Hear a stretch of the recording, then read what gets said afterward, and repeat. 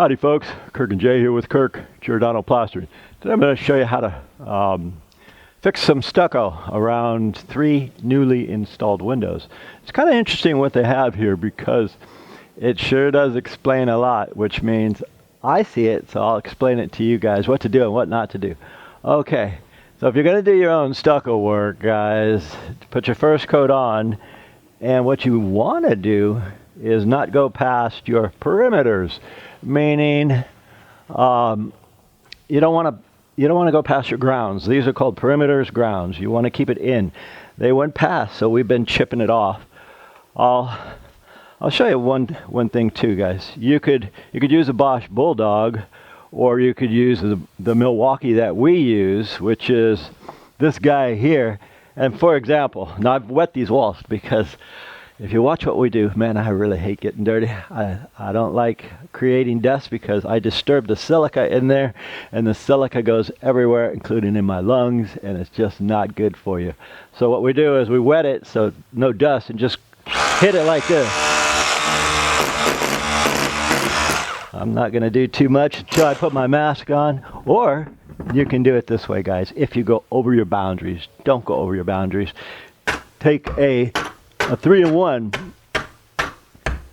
All this is a putty knife, guys, just for woodworking, but it's got to be, you're gonna have to use a lot of elbow grease.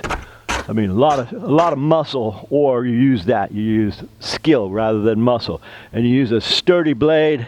I started using this one and snapped it in half. It's too fragile. If you have something like this where you forgot to put your scratch lines in it, out of stucco, usually adhere, you put your wire mesh on it, and then once you have your galvanized stucco netting, you put your first coat on it, then you scratch it. That just means a bunch of scratch line. So that if you're going to do a 2-coat system different days, that's the way to do it. The scratch lines create a key, and so when you put your next coat over it, you wet that scratch coat. If you don't wet it, it's not going to be strong. So you wet that scratch coat, and then you put your another coat over, so it adheres in the keys, and it also adheres by natural mechanical bonding. They're stuck for life, guys. If you don't have that, and you have something smooth like this, is it the end of the world? No. You got to put a bonding agent on it. I'm using Weld-Crete because it got a lot of emulsifiers in it. I've been using that stuff well over 40 years. This stuff here, Quikretes. Now the Quikretes is just as good as the Weld-Crete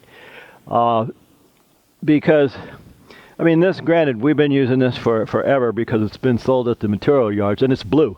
So if you miss a spot, like, see, I can see right here, I didn't miss a spot. If I use the white stuff, sometimes I miss a spot, or when we used to do whole houses, one of the guys would miss a spot, that would come off in, say, 10 years. So if you can't find this, guys, to put over a smooth finish like that to achieve your mechanical bond, just use this Quikretes. I'll tell you what it says right here. It says permanently bonds new concrete and stucco to existing concrete and stucco surfaces and or what you have here. Now, this says it eliminates the need for roughing it up, meaning, like the guy says, well, aren't we going to have to put grinder marks in here? And I said, no, man, don't do that, because if you do that, you grind the stucco, you release the silica in the air. And today they do have stuccos without silica or lye rather. This is for interiors, and this is one we just did last week, guys. I hate to say this, but I use these. You know how much of a drag it is trying to get a bonding agent out of these? I buy them by the box, 100 at a time. This is a goner. And when I'm done with this one that I just put on here, I'm leaving it on, letting that get hard and chucking it in the garbage too. Because you could spend more time trying to get the moisture and water and glue out of here than it's worth. And I wanted to point out this, guys, because I put this in a video once. This is, Stucco makes an admixture. Say like if you're doing tile over tile and the glass is, or the tile is kind of glassy, it won't stick. This is just an admixture, guys. Most people think it's a bonding agent where you put it on the wall and then your stucco, or this is more of an additive. It just makes your material, instead of use water, you use this. I only bring that up because I've said that and I've showed it, and people keep adding or putting this on the wall. So don't put this on the wall, guy. You put this in your material for mixing stuff and it makes it adhere stronger. That's it. But never put a Always put your bonding agent on the wall. Don't ever put it in a mix like some of these things say, or it will come right off. Anyway, what we're going to do is Jay's going to mix me up some mud. I'm going to start here. I'm going to put another finish over this, and that side we're still chipping. And while I'm putting the cement on, Jay's going to put his mask on and use that chipper hammer and go around and chip all these. And we'll show you how once we do that, we're going to, once we put that coat of cement on it, we're going to float it out. That just means a hard rubber or wooden or plastic float, and it compresses it and it makes it flat because we had to get this lip off. I'll point this out too, guys, just because I can and because they have it. You see where the stucco goes down to the ground? That means this was built prior 1980s. Is it a huge factor? A lot of people call me and say, hey, I don't have a weep screed that goes in the ground. I said, guess what? I didn't either. So what? But this is pre-1980s. Here's a weep screed. Why do they have a weep screed here? Well, as soon as I walked up, I said, okay, pre-1980s, that means this is studs. No sheathing, no plywood sheathing. This I looked at and I said, well, it wasn't difficult for the guy because at least he had plywood sheathing, because I looked at it and seen the weep screed. The weep screed was code compliant in 1980, back when I started laughing. Damn, I hate to say this, but back in 75, 76, 77, we had to pull the wire. We'd stretch the crap out of it because if we didn't pull it really tight, it would be over studs because they didn't have solid backing. They didn't have the plywood like this. And then when you go to plaster between the field, between the studs, that's called between the field, you'd have like 2 to 3 inches of stucco and then 1 inch were on the stud, and it went like that. So those days are gone, but like when I walked here a week ago to look at this, I thought, okay, pre-1980, and I said, hey, they got an addition here. And to further tell myself there's an addition, see if the camera will pick this up, Jay. Okay, there's a bulge here. More importantly, right here, there is a texture difference. This is a texture difference, and this is a texture difference. What we're trying to do is match one of the most difficult finishes you can do, and that's called a Spanish lace skip trowel finish. Now, this one here is what they have on the house. And how they achieve this, in order to match it, guys, you got to know how they started off. What they did is they scratched, browned it, and they color coded it. They put a color coat on here. They waited for the color coat to dry. Then they put the texture. That gives you this exact texture that we're going to match. And what did these guys do? They did the same thing, scratch brown, and then the color finish. But when he put his color finish on, he did two things. He didn't wait for it to dry. He came and he put the texture on way before it dried, and that's why this is pancake-ish, and this is what we call a Spanish lace, and his transition shows. So I told the guy, I said, hey, we'll do better than that guy. And he says, what guy? And I pointed out, he said, man, I've been here 30 years, never seen that. Well, that just goes to show I've been doing this so long, I have no life. I look at houses and I say, I know what's happening there. Anyway, we're going to get started. When we get to where we're floating the wall, and guys, if you're going to do your own windows or your own stucco, cover your window frames. I got a product that'll take this off, but cover your window frames. Alrighty. Alright, guys, Jay mixed me up some Portland cement mixed with sand. It's just regular Portland cement. And what I've been doing, like say here and around here, is I'm putting a couple coats. Like right here, it's about 1.5 inches deep. In some areas, it's 1.5 inches. Some are about 1 inch. Some are 3. It all depends on what you got.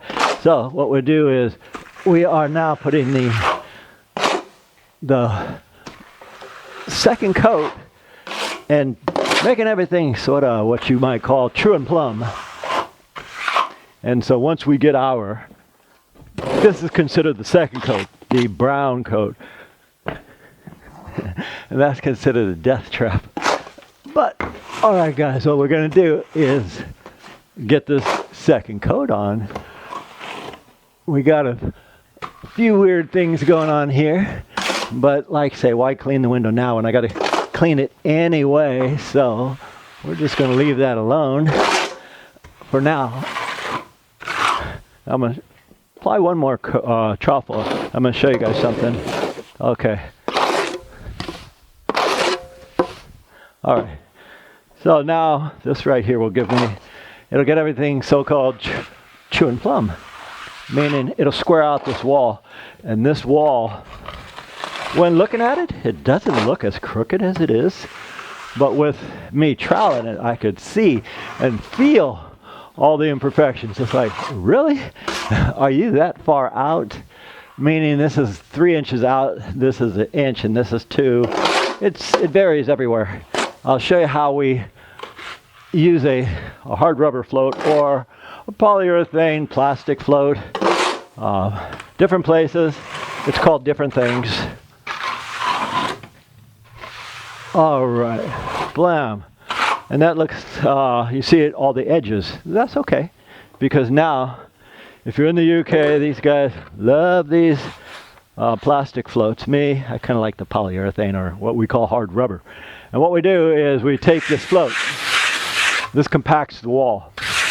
It compacts it, makes it trim plumb, gets rid of the high spots, the low spots. But more importantly, it feathers in the perimeter joint. Personally, I don't care for these. I was just showing you could use those. This is a hard rubber float or polyurethane float. Now, I like this one. So the most important critical thing really is, in order for me to match this texture here, I've got to have no joint. And this is just the brown coat. I'm going to color coat this after, only because I want the finished material, not the color. They're painting this. So we take it from the existing and we go into the new. And what this does, guys, is it gets this transition as best as you're going to get it. And let's see, what you may not see is, yeah, I'm pushing down hard. I'm pushing it with the equivalent of, say if you're lifting a dumbbell, about 20 pounds, and pushing it hard, getting it in there, and I get my perimeter. Come here, get the perimeter. That hand gets tired, switch hand. No such thing as a one-handed plaster. And where the original window was, they got a lip there, so I got to get that out too. But I'm going to get that out with the color finish. And the color finish isn't to add color, it's just a finish material. All the sand is exactly the same. The sand in here we get from west side, we'll get like 2 yards, 2,000 pounds, and it's all different aggregate size. So what I want is this one here. This is 2030. It's a measured sand. So when we get to that stage, we'll show you too. So first stage is clean it, prep it, bonding agent, second coat. Get that second coat right, no matter how far off it is. And then once you got that done, then we're going to do the color finish only to match this texture. We'll show you that too. All right, guys, I'll show you the next stage in this. That's funny, my buddy come by and he says, holy cow, man, where'd you get that hawk? I said, I special ordered it because this is your average hawk. He said, what, to go with that trowel? I said, something like that. But anyway, let me show you the next phase of this stuff, guys. And this is color coat. What's that mean? You got Omega, Western, La Habra, and you buy it in the bag, and it's all pre-mixed. So okay, this is Portland cement here. Can I take this Portland cement and put a texture on it to match this? A little bit, almost, but it won't match exactly. Especially my edge, which will show. How thick, how tight is this? Okay, you know I'm 10. Sometimes I'll put finger marks in it to show you, but it's pretty solid now. Now what I'm going to do is just, earlier I glued way over here. I was like, why'd you go so far above the patch with the bonding agent? Because of this. I knew I was going to have to do this part too. Now this is just a color finish. And it doesn't have any color in it. But the idea is this right here will give me the base coat. A better base coat than what I have on there right now. And as it sets, I'll be able to match that finish a lot tighter, guys. And I'll show you what I'm talking about. When we get to that stage, see here, I want to go over the existing and feather into it. And again, guys, when I say I can put a texture on it, but it won't match this, I mean, once they paint it, it won't match. And it's not about, well, Kirk, you don't have the experience, you don't have the skill level. That's not a skill level, guys. I've been doing this, oh shoot, longer than I care to admit. But the way we do it is we learned that, I mean, I didn't learn from books, guys. I went to school for 3 years, but that was way back in 79, 80. But if something goes wrong with anything I do, I have to come back and fix it. And that's been going on like that forever.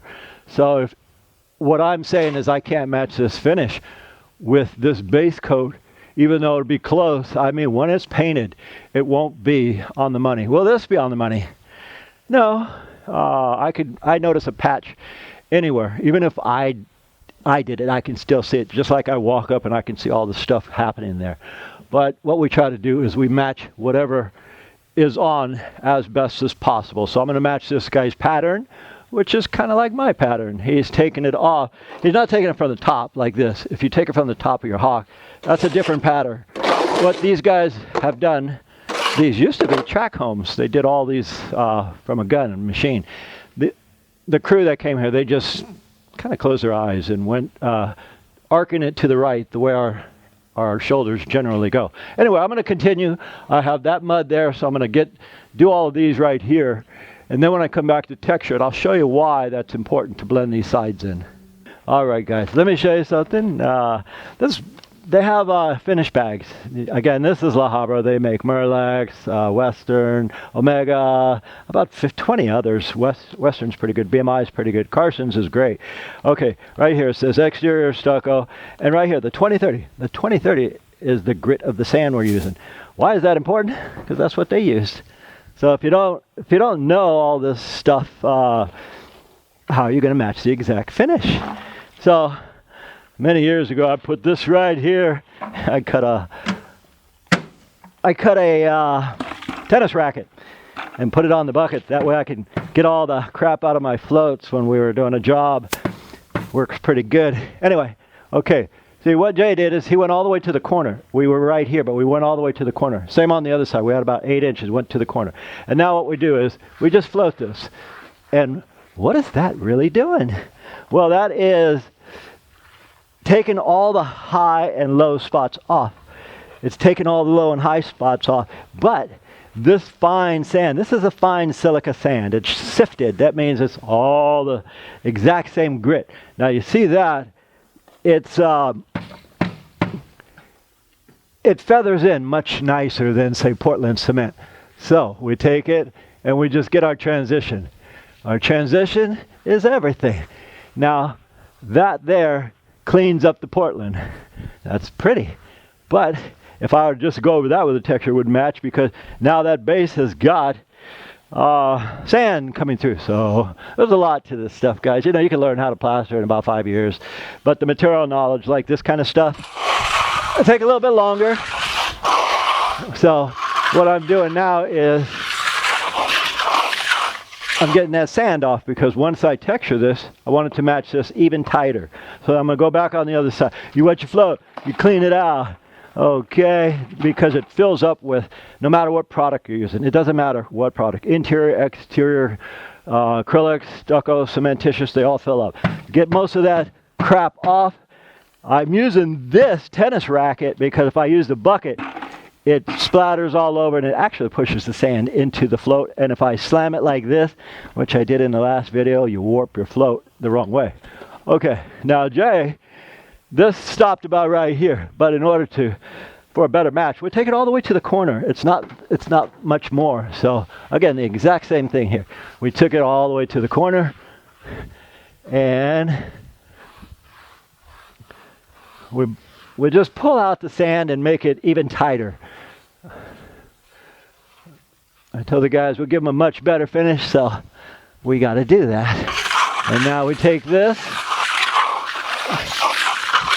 And so that's what they started off with when they did this addition about 30 years ago, or when they did that about 80 years ago. You could always tell an addition or something new above 1980 because it'll have a weave screen. That's code. Before, they just took it to the ground. So if you guys got your stucco to the ground, like somebody emailed me yesterday, said, "Oh man, I got the stucco all the way to the ground." I said, "Dude, that means your house is built prior to 1980. That's no big deal. My own house was that way. Don't sweat it. You're good. Okay. What I'm going to do is texture the rest of this stuff. And then I'll show you how we texture right here in the sun and show you the finished product. All right, guys. We have almost finished texture and everything. I left one little piece to show you guys how to do this. Although this is not really, if you guys at this stage, you probably want to hire somebody. A lot of little things you got to remember. And again, material knowledge, we've been doing this so long, it's second nature to us. Okay, you see how that transition here? Now that's clean. That's a very clean transition, and so is the top.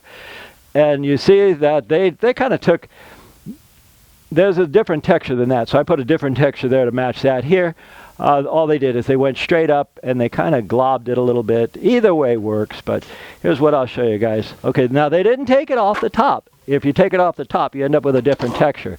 What they did is they put it down and they pulled it from the bottom, which is not a big deal. So what we're doing is we're going to pull it from the bottom, and I like to stagger it. I say, what the heck is staggering mean? That means if I start right here pulling it, the next one I don't want to start exactly there. I can go lower, above it, but not exactly at the exact same spot. Otherwise you see the texture. All right, now here where we're going in a couple inches, kind of a weird thing, but hey, I've seen other weirder things. So I'm taking it, I'm going inside and pulling it out.